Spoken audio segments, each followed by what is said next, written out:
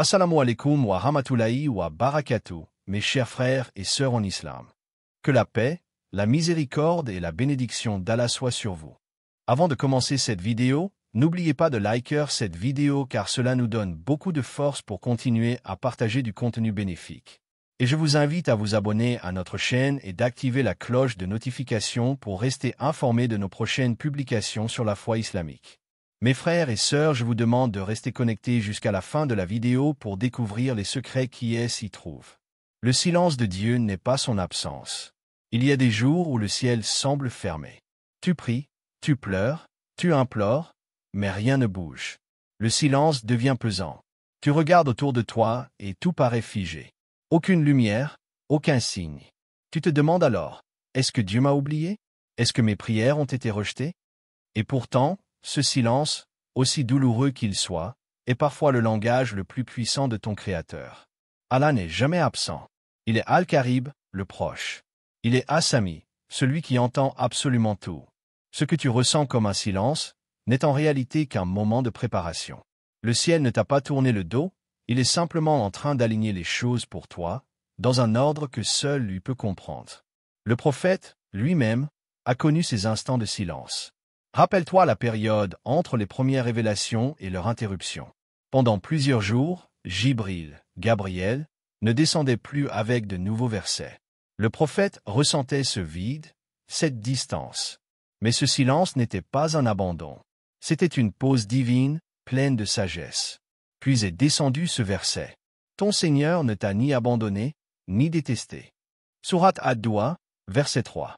Ce verset est une réponse directe à ceux qui doutent dans l'épreuve. Il vient guérir les cœurs fatigués, brisés par l'attente. Allah ne t'a pas abandonné. Même quand tout semble immobile, il travaille en coulisses. Il déplace les choses que tu ne vois pas encore, il corrige les trajectoires, il protège les chemins. Tu vois, l'épreuve du silence est une preuve d'amour. Car c'est dans le vide apparent que ton âme commence à chercher plus profondément. C'est dans le manque que naît l'intimité avec le divin. Allah t'éduque à travers le silence. Il te façonne, il t'élève. Regarde les graines dans la terre. Elles sont enfouies, cachées sous la poussière. Pendant un temps, rien ne se voit. Pourtant, sous la surface, quelque chose germe. Une transformation invisible est en cours. Et un jour, la terre s'ouvre et une plante jaillit. Le miracle se manifeste. Mais il a fallu du silence. Il a fallu de l'attente. Il a fallu du noir. De la même manière, ton miracle est en gestation. Tu ne peux peut-être pas encore le voir, ni le toucher, mais il est en route. Tu ne ressens peut-être rien de différent dans ta vie aujourd'hui, mais cela ne signifie pas que rien ne se passe. Le silence n'est pas un vide, c'est un espace sacré. C'est là que les choses se construisent. Tu as peut-être l'impression d'avoir été laissé seul dans ta douleur. Tu as prié pour une réponse, mais tu n'as reçu que le silence. Tu as demandé un signe, mais tout autour de toi semble muet. Ce que tu ne sais pas, c'est que même ton souffle dans la solitude est un rappel. Même ton soupir est entendu. Rien n'est ignoré. Allah dit dans le Coran, « Et il est avec vous, où que vous soyez. » Sourate Al-Hadid, verset 4. Ce verset ne dit pas « il vous voit » ou « il vous entend », mais « il est avec vous ». C'est plus fort que l'écoute ou la vue. C'est une présence permanente. Une proximité constante, même dans le noir, même dans le désert de ton âme. Tu n'as pas été oublié. Tu es en train d'être formé. Comme une épée qu'on forge dans le feu, tu passes par des étapes nécessaires. Le silence de Dieu est un feu purificateur. Il brûle ce qui n'a pas sa place dans ta bénédiction. Il t'enlève ce qui pourrait faire échouer ton miracle.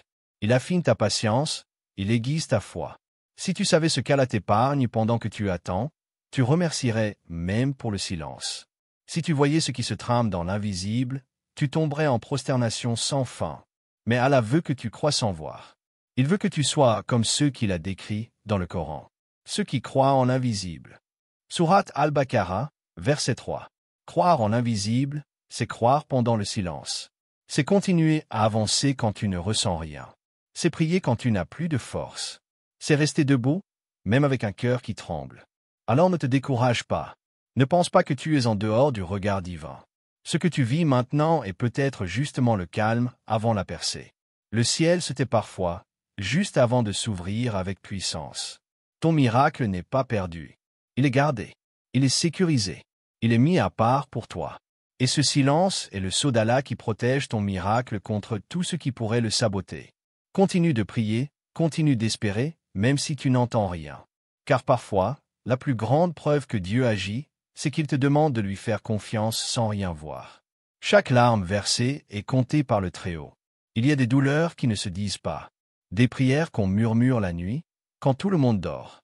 Des larmes qui coulent silencieusement sur l'oreiller, invisibles aux yeux du monde, mais pas aux yeux d'Allah. Ces larmes que tu verses dans le secret de ta chambre, dans les coins les plus intimes de ton cœur, elles sont connues, comptées et précieuses. Rien ne se perd avec le Créateur. Pas une goutte, pas un sanglot, pas un soupir. Allah dit dans le Coran. En vérité, Allah ne fait perdre le salaire de personne, pas même le poids d'un atome. Sourate An-Nisa, verset 40. Cela veut dire que chaque larme a une valeur. Elle n'est pas un signe de faiblesse, elle est un acte de foi. Car pleurer devant Allah, c'est reconnaître qu'on a besoin de lui. C'est lui remettre ce qu'on ne peut plus porter seul.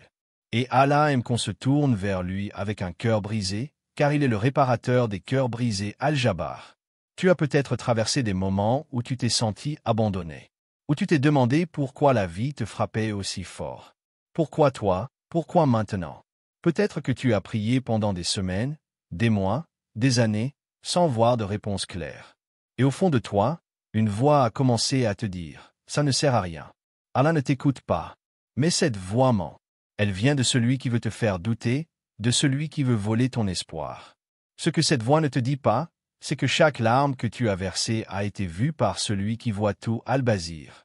Tu te rappelles de Hajar, l'épouse du prophète Ibrahim, que la paix soit sur lui, seule avec son enfant dans le désert? Elle courait entre deux collines, désespérée, à la recherche d'eau. Elle pleurait, elle criait. Personne ne venait, mais Allah la voyait. Et de cette douleur est née une source, Zamzam. Une source bénie qui coule encore aujourd'hui, des siècles plus tard. Tes larmes sont peut-être en train de nourrir une bénédiction qui viendra plus tard. Peut-être que tu ne la vois pas encore, mais elle coule déjà quelque part dans l'invisible. Chaque douleur, chaque cri intérieur, chaque larme non exprimée est en train d'écrire une histoire plus grande que toi. Le prophète Mohammed a dit « Il n'y a rien de plus aimé d'Allah qu'un serviteur qui pleure par crainte de lui. » Ces larmes-là sont précieuses. Elles purifient, elles lavent l'âme. Elles font tomber des fardeaux que personne ne comprend sauf Allah. Tu vois, quand tu pleures devant les gens, tu cherches du réconfort. Mais quand tu pleures devant Dieu, tu trouves la guérison. Car Allah est plus proche de toi que ta propre veine jugulaire. Il connaît la cause exacte de ta douleur, même celle que tu n'arrives pas à mettre en mots. Et il ne faut pas croire que tes pleurs sont une faiblesse. Non, pleurer devant Allah, c'est un acte de force. C'est un cri silencieux qui dit « Je crois encore, malgré la douleur. Je suis encore là, même si je suis fatigué. Je continue de me tourner vers toi, parce que je sais qu'il n'y a que toi qui peux me relever. » Souvent, les moments les plus puissants spirituellement ne sont pas ceux où tu sens une énergie forte, mais ceux où tu es à bout, et que malgré cela, tu continues d'invoquer. Là, tu touches au vrai abandon entre les mains du tout miséricordieux. Allah dit dans le Coran. Ne pense jamais qu'Allah est inattentif à ce que font les injustes. Sourate Ibrahim, verset 42. Et cela s'applique aussi à ceux qui t'ont blessé, à ceux qui t'ont trahi, à ceux qui ont méprisé tes douleurs. Ne pense pas qu'ils ont gagné. Allah voit tout, et il agit au moment parfait. Toi, reste dans la sincérité, reste dans l'adoration, reste dans l'endurance. Les larmes d'une personne pieuse ne sont jamais inutiles. Elles sont un langage que seule la miséricorde d'Allah comprend pleinement. Tu peux même oublier les larmes que tu as versées, mais Allah, lui, ne les oubliera jamais. Rappelle-toi cette promesse du prophète. Aucun chagrin, aucune tristesse, aucune douleur, même la piqûre d'une épine, n'atteint le croyant sans qu'Allah ne l'efface de ses péchés. Tu ne perds jamais quand tu souffres en restant fidèle à Allah. Tu gagnes à chaque instant. Tu avances vers lui à chaque larme. Alors aujourd'hui, si tu ressens encore ce poids en toi, si tu es en train de pleurer en silence, sache que tu n'es pas seul. Ton Seigneur est avec toi, et il est en train de faire grandir en toi une force, une lumière, une foi qui va porter du fruit au bon moment. Continue de prier. Continue de pleurer si tu en as besoin. Mais ne t'arrête pas, car ce qui te semble être un échec est peut-être en train de devenir le point de départ de ton miracle. Tu ne vois peut-être pas encore le changement, mais chaque larme est un pas vers la délivrance.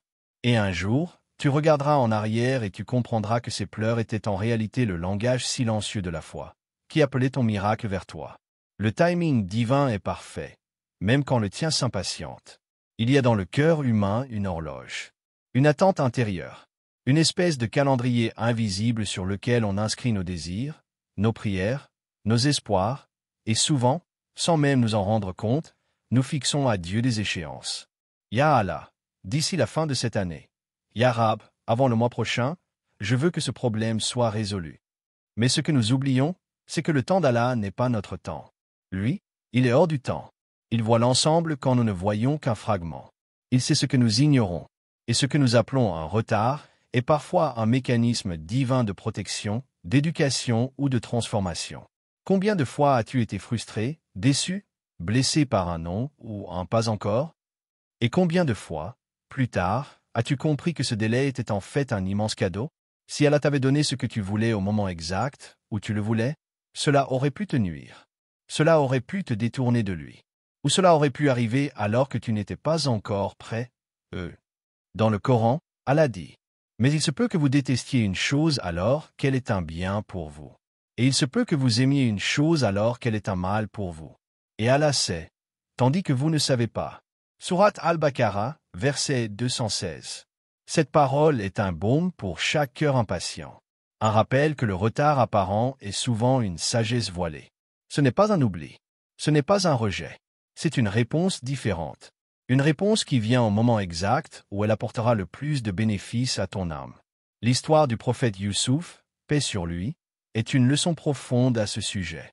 Jeté dans un puits, vendu comme esclave, emprisonné injustement pendant des années, on aurait pu croire que sa vie n'était qu'injustice et perte de temps. Mais en réalité, chaque étape, même la plus douloureuse, faisait partie du plan divin. S'il n'avait pas été jeté dans le puits, il ne serait pas arrivé en Égypte. S'il n'avait pas été emprisonné, il n'aurait pas rencontré les gens qui allaient plus tard parler de lui au roi. Et s'il n'avait pas patienté, il n'aurait jamais été élevé à la position de dirigeant. Chaque instant était minutieusement orchestré. Rien n'était en trop. Rien n'était en avance. Tout était à l'heure. À l'heure d'Allah. Alors toi aussi, peut-être que tu es dans une phase du puits. Ou une phase de la prison. Une période obscure où rien ne semble bouger, où tu as l'impression que tes efforts ne produisent aucun fruit. Mais souviens-toi, le silence d'aujourd'hui prépare l'éclat de demain. Ton miracle est peut-être en train de se tisser dans l'invisible. Tu ne le vois pas encore, mais il avance vers toi. Peut-être qu'Allah est en train de changer certaines personnes, certaines circonstances, de déplacer certaines montagnes, avant que ton miracle n'arrive. Il ne te prépare pas seulement à recevoir, il prépare aussi le terrain pour que tu reçoives dans les meilleures conditions. Parfois, ce que tu vis est une préparation intérieure. Allah te rend plus fort, plus sage, plus humble, plus spirituel, Il nettoie ton cœur de certaines illusions. Il t'enseigne à t'attacher à lui seul. Car s'il t'avait donné ce que tu demandais au moment où tu le voulais, tu aurais peut-être pensé que cela venait de toi, ou du hasard, ou des gens. Mais quand l'attente devient longue, et que malgré tout, la bénédiction arrive, tu ne peux dire qu'une seule chose, c'est Allah. Et uniquement Allah. Le prophète Mohammed a dit, « Sache que si toute la création se réunissait pour t'apporter un bien, elle ne pourrait te l'apporter que si Allah l'a décrété pour toi. Et s'il se réunissait pour te nuire, il ne pourrait te nuire que si Allah l'a décrété contre toi. » Hadith authentique, rapporté par At-Tirmidhi. Cela signifie que ton miracle ne dépend ni du temps, ni des gens, ni des circonstances. Il dépend uniquement de la permission d'Allah. Et cette permission arrive toujours à l'heure, même si elle ne correspond pas à ton horloge intérieure. Peut-être que tu vis ce moment où tu te dis « Je n'en peux plus d'attendre ». Et c'est humain. L'attente use. L'attente fatigue. Mais dans cette fatigue même, Allah t'enseigne la reliance, la soumission, l'espérance profonde. Il purifie ton intention. Il ancre ta foi. Car il y a une immense différence entre celui qui adore Allah pour recevoir quelque chose et celui qui l'adore même quand il ne reçoit rien. Ce dernier est aimé d'Allah d'un amour spécial. Il a atteint un niveau rare. Il adore pour Allah seul, pas pour un résultat. Et c'est souvent au moment où tu t'abandonnes complètement, où tu n'espères plus que lui, où tu lâches prise, que le miracle arrive. Dans Sourate Ash-Shar, Allah dit, « Avec la difficulté vient certes la facilité. Avec la difficulté vient certes la facilité. Sourate Al-Inshirah, versets 5 à 6. 2 fois. Comme pour insister. Comme pour te rassurer. Oui, ton épreuve a une limite. Elle a une fin. Et derrière, elle se cache une facilité sur mesure, une ouverture divine. Pas une facilité quelconque, mais celle qui te sera exactement adaptée. Alors ne désespère pas. N'abandonne pas. Si ton cœur se lasse, parle à ton Seigneur. Pleure s'il le faut. Mais n'arrête pas, car le temps d'Allah est en route. Il ne te laissera pas tomber. Il n'est jamais en retard. Il arrive au moment parfait, celui où ta foi sera le plus élevée, où ton cœur sera le plus près, et où sa lumière sera la plus éclatante. Tu n'es pas oublié.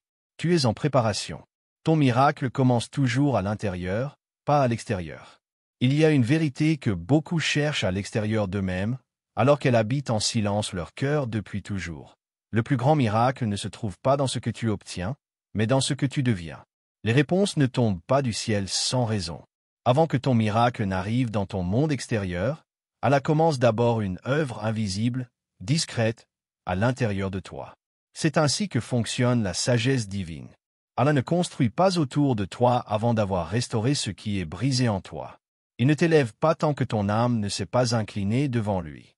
Car si le cœur n'est pas prêt, le miracle devient une épreuve. Et ce qui devait t'élever pourrait alors t'éloigner.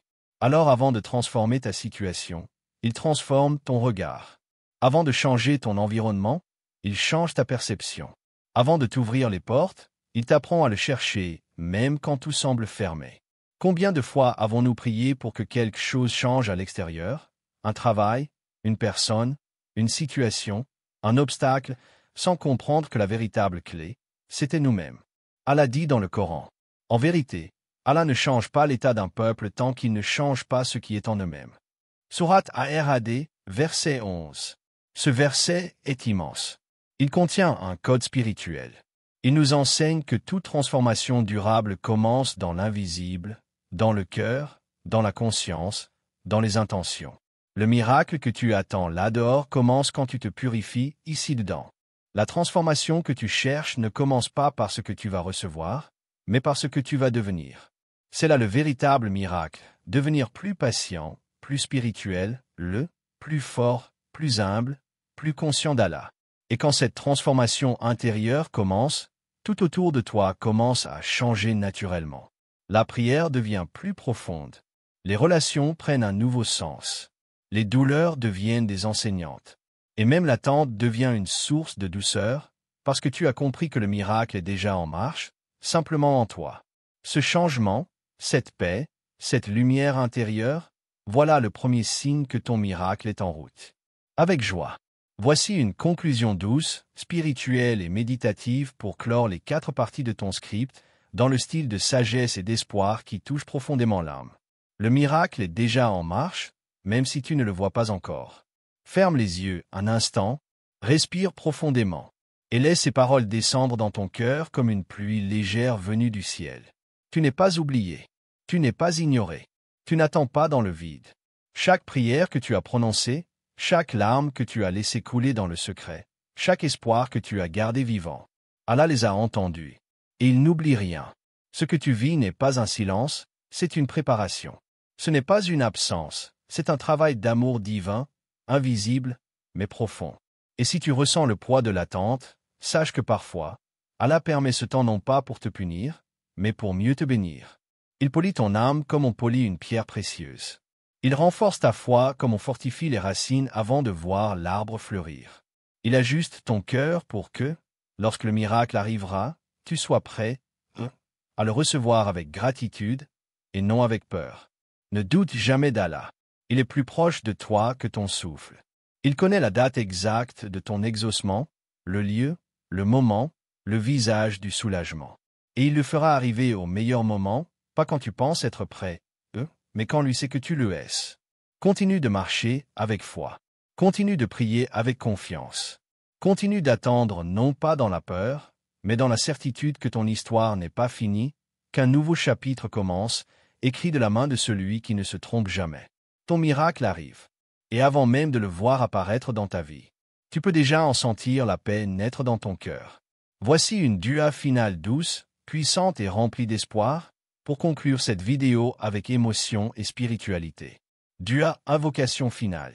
Ô Allah, toi qui entends les soupirs des cœurs silencieux, toi qui vois les larmes que personne ne voit, toi qui connais l'angoisse avant qu'elle ne soit exprimée, nous te demandons avec humilité et amour.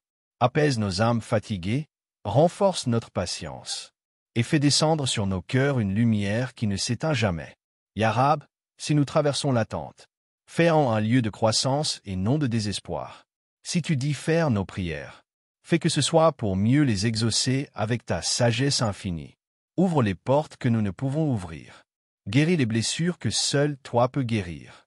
Et accorde-nous un miracle, pas seulement autour de nous, mais d'abord en nous. Un miracle de foi, un miracle de retour à toi, un miracle qui transforme nos craintes en paix et nos épreuves en élévation. Ya Allah, ne nous laisse jamais seuls, et fais que, même dans l'attente, nous sachions que tu es là, plus proche de nous que notre propre cœur. Amen. Ya Rab al-Alamin. Chers frères et sœurs en islam, n'oubliez pas encore de liker cette vidéo et de vous abonner sur cette chaîne. Que Allah vous bénisse.